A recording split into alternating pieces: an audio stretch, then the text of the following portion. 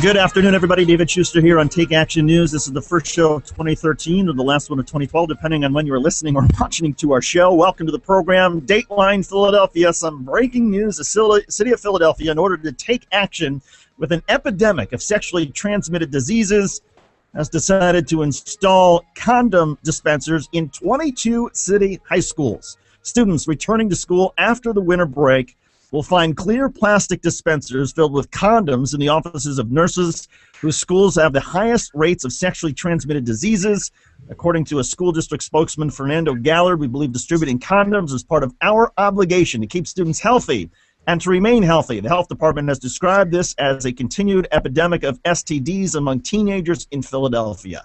Mitch Molaski, it's a pretty dramatic step. I would argue it's the right one, but your thoughts about this effort in the city of Philadelphia?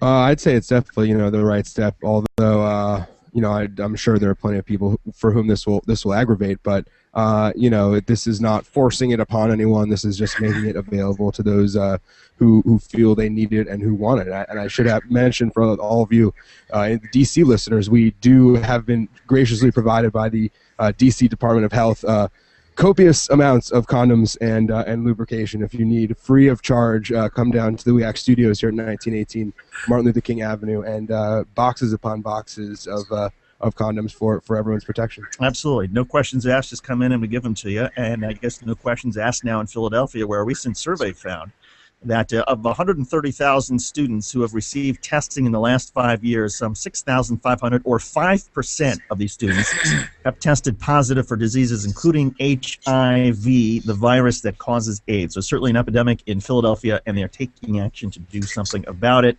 Bravo to them. It'll be interesting to see if there's any objections and whether any of the religious groups in the city of Philadelphia might have some issue with the school and the school districts taking this matter into their own hands.